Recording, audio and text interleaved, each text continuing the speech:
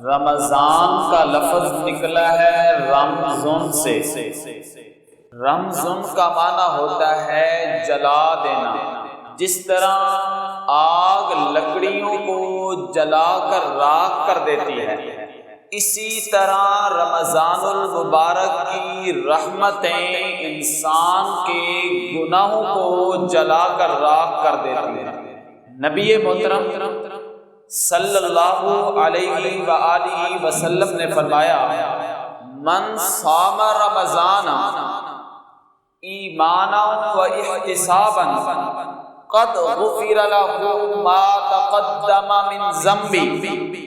جس آدمی نے ایمان اور اللہ کی رضا کی خاطر رمضان المبارک کا روزہ رکھا، ایمان اور اللہ کی رضا کی خاطر اس نے روزہ رکھا، قد غفر له ما تقدم من ذنبه، اس کے پچھلی ساری زندگی کے گناہوں کو اللہ پاک معاف کر دیں گے۔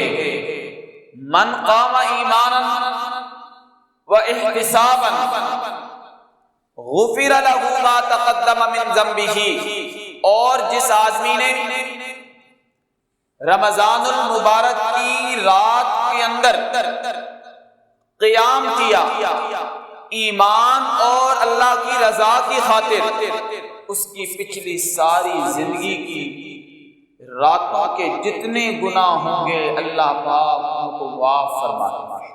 اللہ تبارک و تعالی ہمیں رمضان المبارک کی ان بابرکت گھڑیوں کی قدر کرنے کی توفیق عطا فرمائے۔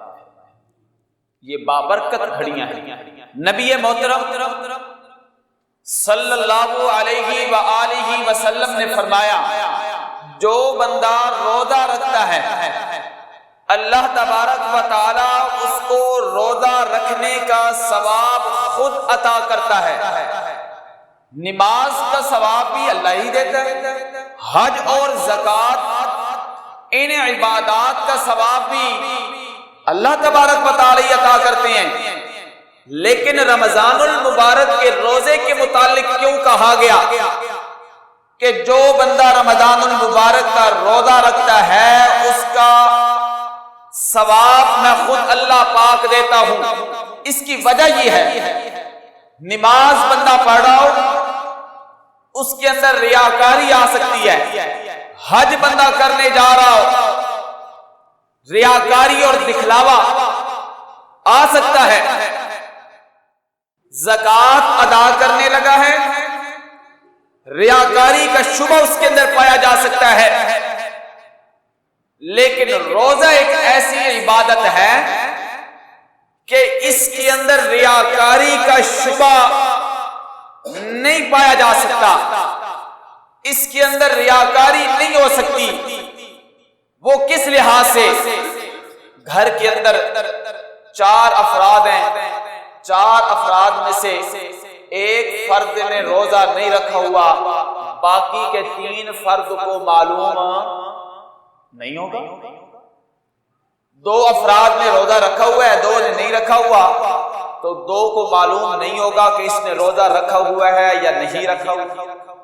اس کے اندر ایک اور معنی بھی ہے، وہ معنی اس کے اندر یہ ہے کہ روزہ جب بندہ رکھتا ہے اس کے دل کے اندر خالصتاً اللہ کا ڈر ہوتا ہے، وہ الگ ہو، تنہا ہو، یکسوئی ہو، بند کمرہ ہو، فریج کے اندر ٹھنڈا پانی پڑا ہوا ہو، پیاس کی لگی ہوئی ہو، تلخی بھی محسوس کر رہا ہو، کمرے کے اندر اور اسے دیکھنے والا بھی کوئی نہ ہو، تو وہ فریج کے اندر سے ٹھنڈا پانی نکال کر نہیں پیتا۔ کیوں؟ یہاں پر اگر اور کوئی مجھے نہیں دیکھ رہا، میرا رب تو مجھے دیکھ رہا۔ روزے کے اندر یہ بات، اس وجہ سے اللہ کے نبی صلی اللہ علیہ وسلم نے فرمایا کہ جو بندہ روزہ رکھتا ہے اس کو روزہ رکھنے کا ثواب خود اللہ پاک اپنے ہاتھوں سے عطا کرتے ہیں۔ وفی روایت اور دوسری روایت کے اندر فرمایا کہ جو بندہ روزہ رکھتا ہے اللہ پاک اس کے روزہ رکھنے کا بدلہ خود بن جاتا ہے. اس کی گہرائی میں جائیے گا. جو روزہ رکھتا ہے تو روزہ رکھنے کا بدلہ خود رب تعالی بن جاتے ہیں. محمود غزنوی، آپ نے ان کا نام سن رکھا ہوگا. انہوں نے کہا کہ میں اپنی تجوری کا منہ کھولنے لگا ہوں، وہاں سے جائیے گا، جس کو جو کچھ ملتا ہے وہاں سے لے لے، وہ اسی کا ہو جائے گا. وزراء مشیر وہ بھاگے کہ منہ کھولا گیا ہے، جو کچھ ملتا ہے لیں، قبضے کے اندر کریں.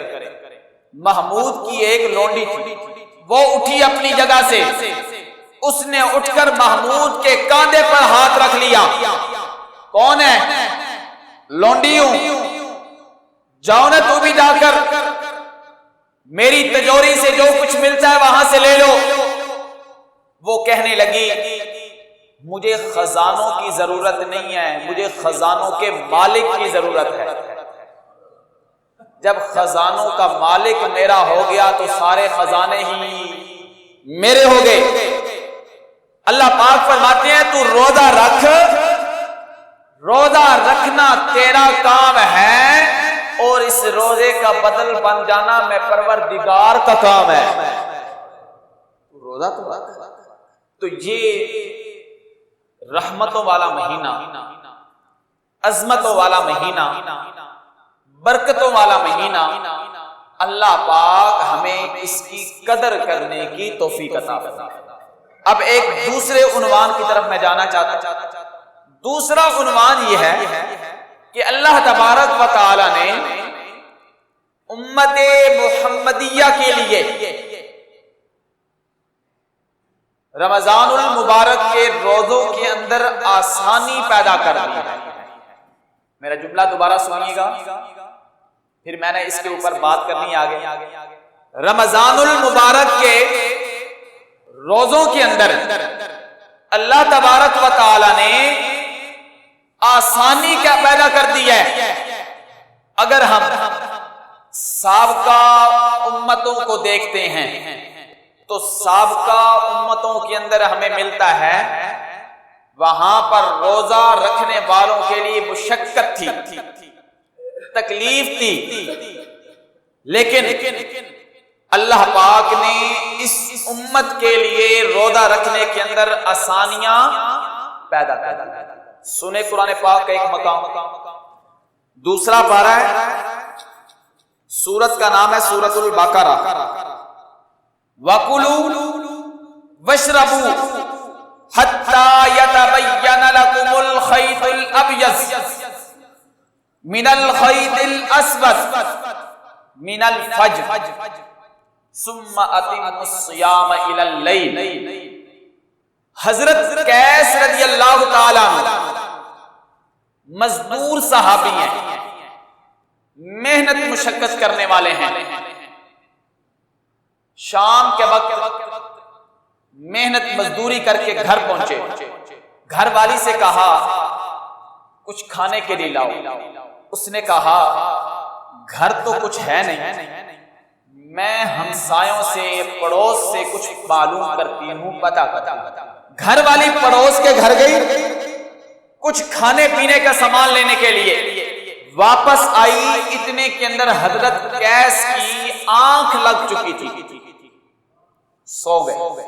اور یہ سابقہ قانون چلا آ رہا تھا، اگر کوئی بندہ افطاری کرنے کے بعد سو گیا، آنکھ لگ گئی، تو اس کے اگلے دن کا روزہ شروع ہو گیا. سحری گھر والی واپس آئی، حضرت قیس سو گئے. جو بندہ محنت مزدوری کر کے آئے، تھکا ہوا ہو، اس کو تھوڑا سا آرام ملے، اس کی تو آنکھ لگ جاتی ہے. بڑی پریشانی لاحق ہوئی، کیوں اب اور تو کچھ کھا نہیں سکتے۔ دوسرے دن کا روزہ شروع ہو گیا، دوپہر کا وقت ہے اور گرمی عرب کی ہے۔ جو لوگ وہاں پر گئے ہیں انہوں نے عرب کی گرمی کو دیکھ رکھا ہے کہ کتنی گرمی پڑتی ہے۔ عرب کی گرمی، حضرت قیس ظہر کے وقت، دوپہر کے وقت گرمی اور بھوک کی شدت کی وجہ سے، پیاس کی شدت کی وجہ سے بے ہوش ہو کر گر پڑے، بے ہوش ہو گئے ہیں۔ نبی محترم صلی اللہ علیہ وآلہ وسلم کو حضرت قیس کا حال بتایا گیا، حضرت قیس کا حال سنایا گیا کہ اللہ کے رسول ان کی یہ حالت ہوئی ہے۔ نبی پاک صلی اللہ علیہ وسلم پر جب ان کا حال سنایا گیا تو اللہ پاک نے قرآن پاک کا یہ مقام نازل کر دیا، فرمایا رات کے وقت جب تم افطاری کر لو، افطاری کرنے کے بعد اب اگر تم سو بھی جاتی ہو، پھر جب تم صبح کے وقت بیدار ہو، من الخیط الابیض من الخیط الاسود، تو تم صبح سحری کے وقت تک کھا پی سکتے ہو، تمہیں کھانے اور پینے کی اجازت ہے۔ اب یہاں پر ایک جملہ سنانے لگا ہوں، آپ اپنا ذوق اور ذہن حاضر کریں، میں جملہ آپ کو سناؤں اور آپ کا ایمان تازہ کروں۔ روزہ رکھا حضرت قیس نے، دوسرے دن کا روزہ رکھنا پڑ گیا، بے ہوش ہوئے، پریشانی ہوئی۔ اللہ کے نبی کا صحابی پریشان ہوا، میں پھر کہوں گا ذہن حاضر کرنا، اللہ کے نبی کا صحابی پریشان ہوا۔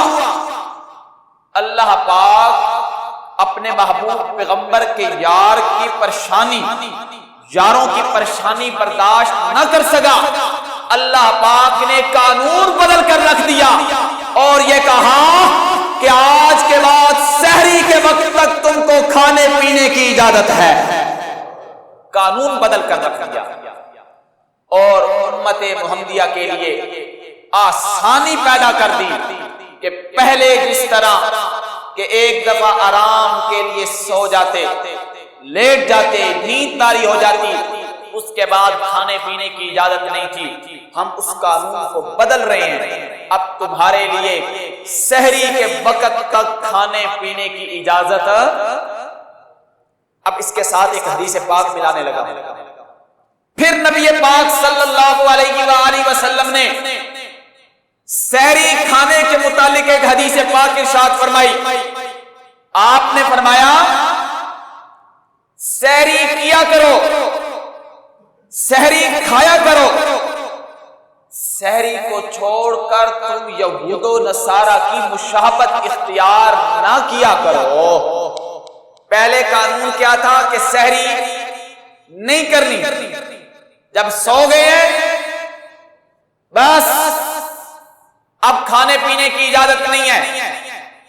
پھر قانون بدلا، امت محمدیہ کے لیے آسانی ہوئی اور یہ فرمایا گیا اب تم سحری کیا کرو اور یہود و نصارہ کی مشابہت سحری چھوڑ کر نہ کیا کرو۔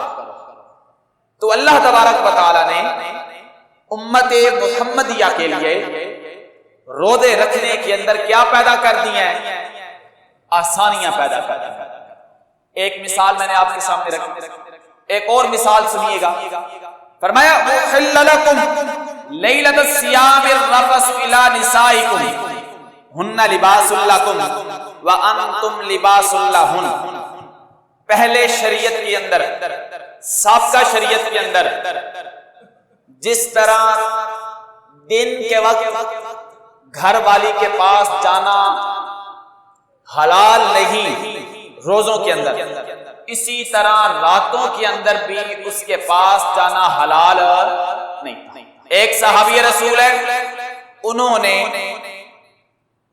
اپنی گھر والی سے ہم بستری کر دی، گھر والی کے قریب چلے گئے۔ صبح کے وقت اللہ کے نبی صلی اللہ علیہ وسلم کے پاس تشریف لائے، اے اللہ کے رسول میں نے یہ کام کیا ہے۔ آپ نے فرمایا 60 روزے رکھو، یہ کام کر لیا ہے نا، اب کیا کرو 60 روزے رکھو۔ وہ آگے سے جواب دینے لگا، اے اللہ کے رسول رمضان المبارک کے 30 فرضی روزے ہیں، ان کے اندر میرے سے رہا نہیں گیا، تو 62 مہینے کیسے رہ پاؤں گا؟ میرے سے یہ کام نہیں ہوگا۔ میں نے بڑے محتاط الفاظ کے اندر اشارہ کیا۔ آپ نے فرمایا اگر 60 روزے نہیں رکھ سکتے، 60 مساکین کو کھانا کھلاؤ۔ عرض کرنے لگا، اے اللہ کے رسول 60 مساکین کو کھانا کھلانا ہے؟ میرے پاس اپنے کھانے کے لیے کچھ نہیں ہے، میں مساکین کو کیا کھلاؤں گا؟ میرے پاس اپنے کھانے کے لیے کچھ نہیں ہے، کہاں سے مساکین کو کھانا کھلاؤں؟ آپ نے فرمایا بیٹھ گیا۔ کچھ دیر گزری، کھجوروں کا ایک ٹوکرا آ گیا۔ صحابہ کرام کی عادت مبارکہ تھی، جب بھی کوئی نیا پھل آتا درختوں سے اترتا، پہلا جو پھل ہوتا وہ آپ صلی اللہ علیہ وسلم کی خدمت میں حاضر کیا کرتا کہ سب سے پہلا جو پھل ہے وہ آپ کھائیں، اور تاکہ ہمارے پھلوں کے اندر برکت ہو۔ اور خواہش ہوتی تھی کہ اللہ کے نبی ہمارے پھلوں کو کھائیں۔ کھجوروں کا ایک ٹوکرا آیا، آپ نے فرمایا وہ دیہاتی آدمی کہاں ہے؟ بلاؤ اس دیہاتی آدمی کو۔ اس نے کہا یا رسول اللہ، آپ نے فرمایا یہ کھجوروں کا ٹوکرا لو اور مساکین کو کھلاؤ، جا کر اس کو کھلاؤ مساکین کو۔ عرض کرنے لگا اللہ کے رسول مکہ کے اندر میرے سے بڑا اور مسکین ہے ہی کوئی نہیں، مکہ کے اندر میرے سے بڑا اور کوئی مسکین نہیں ہے۔ جب اس کی یہ بات سنی نا آپ صلی اللہ علیہ وسلم، آپ مسکرا اٹھے، اور اتنا مسکرائے کہ آپ کے جو پچھلے دانت ہیں، ایک تو ہوتے ہیں نا اگلے دانت، آپ اتنا مسکرائے کہ آپ کے پچھلے دانت مسکرانے کی وجہ سے نظر آنے لگے۔ آپ نے فرمایا پھر گھر لے جاؤ، اپنے گھر والوں کو کھلا دو، تیری طرف سے یہ صدقہ ہو جائے گا۔ اب یہ واقعہ پیش آیا، وہ ایک صحابی پریشان ہوئے، پھر وہی بات آ گئی کہ اللہ پاک اپنے محبوب کے یاروں کی پریشانیوں کو برداشت نہیں کرتا۔ اللہ پاک نے قانون بنا دیا کہ آج کے بعد تمہارے لیے ہم نے راتوں کو حلال کر دیا ہے۔ احل لکم لیلۃ الصیام الرفث الی نسائکم ہن لباس لکم وانتم لباس لہن۔ تو پہلے شریعت کے اندر روزے رکھنے کے اندر تکلیف کی، مشقت تھی، امت محمدیہ کے لیے اللہ پاک نے روزے رکھنے کے اندر کیا کر دیا ہے؟ آسان۔ ایک چھوٹی سی اور مثال سنیے گا۔ پہلی شریعت کے اندر روزہ رکھ کر بولنے کی اجازت نہیں تھی، بندہ بول نہیں سکتا تھا، چپ رہنا ہے، خاموشی کا روزہ ہے، چپ کا روزہ۔ لیکن اللہ پاک نے اس شریعت کے اندر امت محمدیہ کے لیے آسانی پیدا کر دی ہے۔ قرآن پاک سے مثال سنیے گا، 16واں پارہ، اور سورت کا نام ہے سورت مریم۔ وَهُزِّي إِلَيْكِ بِجِذْعِ النَّخْلَةِ تُسَاقِطْ عَلَيْكِ رُطَبًا جَنِيًّا فَكُلِي وَاشْرَبِي وَقَرِّي عَيْنًا فَإِمَّا تَرَيِنَّ مِنَ الْبَشَرِ أَحَدًا فَقُولِي إِنِّي نَذَرْتُ لِلرَّحْمَنِ صَوْمًا فَلَنْ أُكَلِّمَ الْيَوْمَ إِنسِيًّا۔ تھوڑا سا پس منظر سنیے گا۔ حضرت بائی مریم درخت کے ساتھ ٹیک لگا کر بیٹھی ہوئی ہے، اور بڑی ہی پریشان ہے، اتنی پریشان ہے کہ دل کے اندر یہ دعائیں مانگ رہی ہے وَكُنْتُ نَسِيًّا مَنْسِيًّا، کہ آج یہ مجھے جو دن دیکھنا پڑ رہا ہے، ہائے کاش یہ دن دیکھنے سے پہلے ہی میں نسیًّا منسیٰ بھلا دی گئی ہوتی، میرا نام لینے والا کوئی نہ ہوتا۔ دن کون سا دیکھنا پڑ رہا ہے؟ دن یہ دیکھنا پڑ رہا ہے کہ بغیر خاوند کے، بغیر شوہر کے اللہ پاک نے اولاد دینے کا فیصلہ کر لیا ہے۔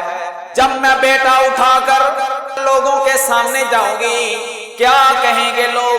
اے مریم تیرا بھائی ہارون، ان کا نام حضرت موسیٰ علیہ السلام کے بھائی ہارون کے نام کے اوپر تھا۔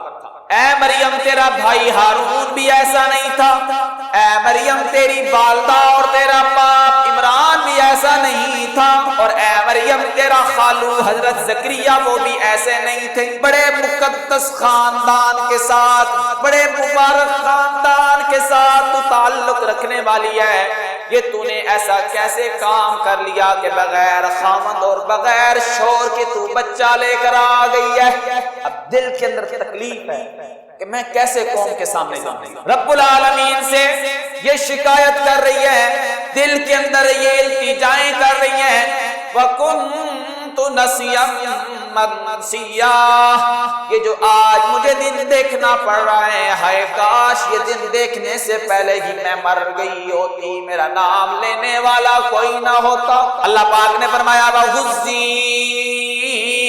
إِلَيْكِ بِجِذْعِ النَّخْلَةِ تُسَاقِطْ عَلَيْكِ رُطَبًا جَنِيًّا، اے مریم جس درخت کے ساتھ ٹیک لگا کر بیٹھی ہے، یہ کھجور کا خشک تنا ہے، اس کھجور کے خشک تنے کو حرکت دے، تیرا پروردگار تیرے لیے تازہ کھجورے اوپر سے گرا دے گا۔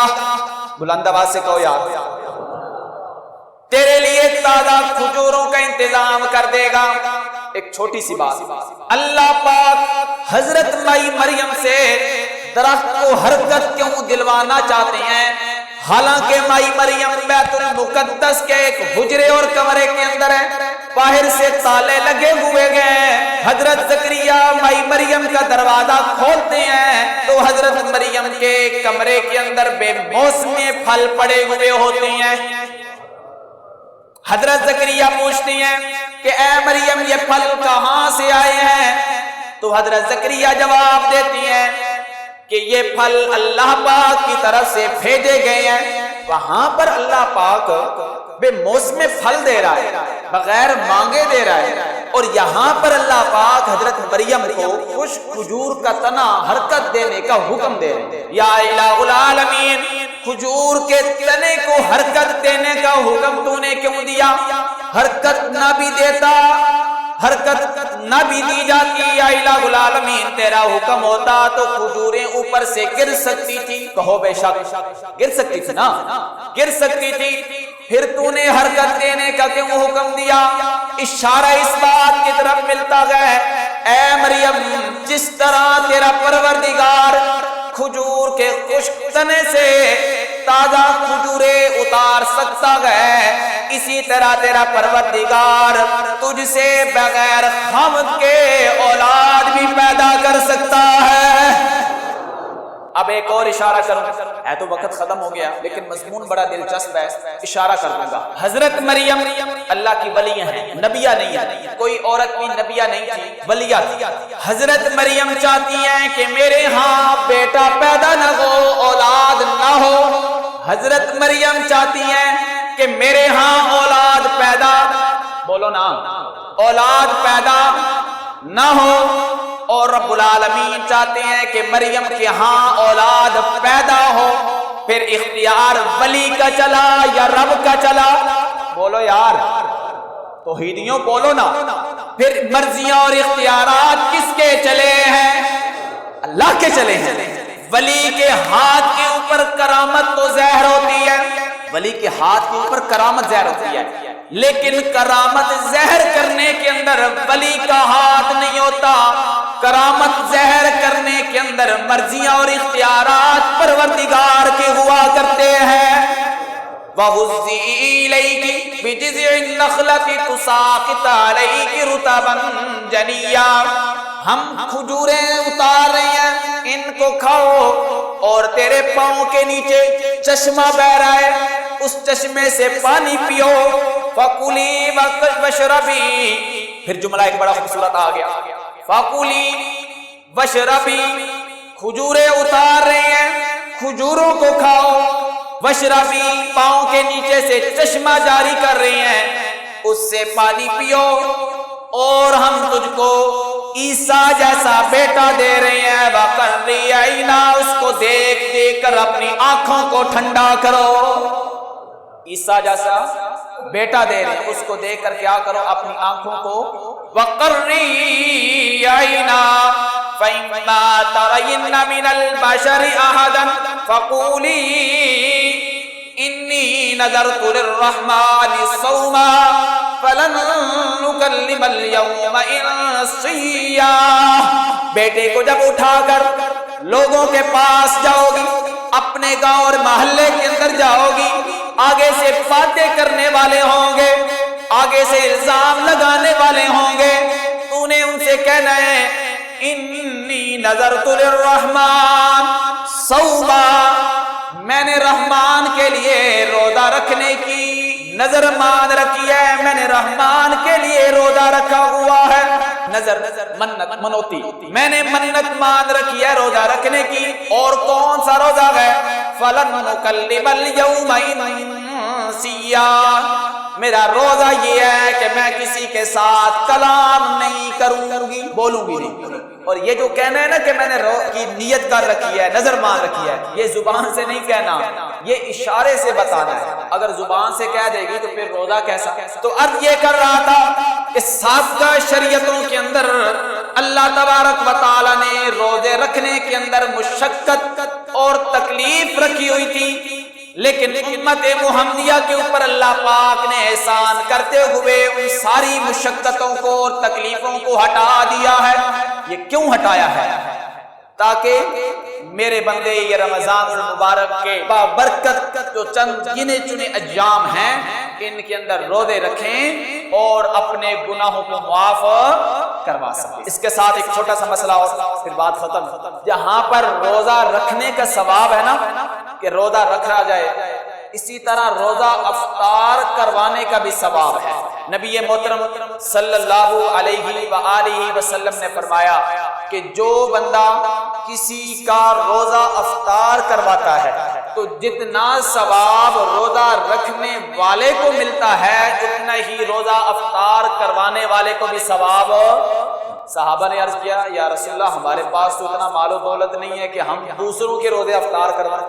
آپ نے فرمایا ایک کھجور اور دودھ کا ایک گلاس اس کے ساتھ روزہ افطار کروا دو، اللہ پاک اس روزے دار جو اس نے روزہ رکھا ہے جتنا اس کو ثواب ملا ہے اتنا ہی روزہ افطار کروانے والے کو ثواب مل جائے۔ تو روزے افطار کروایا کریں۔ ضروری نہیں ہے کہ آپ 10 بندوں 50 بندوں کو بلائیں اور جناب لوگوں کو دکھائیں کہ میں افطاریاں کروا رہا ہوں، نہیں، کسی ایک بندے اپنی استطاعت اپنی طاقت کے مطابق اس کی افطاری کروایا کریں۔ جتنی ہمت جتنی اللہ پاک نے توفیق دے رکھی ہے اتنا کام کریں۔ اللہ تبارک و تعالی آپ کو دنیا و آخرت کے اندر کامیاب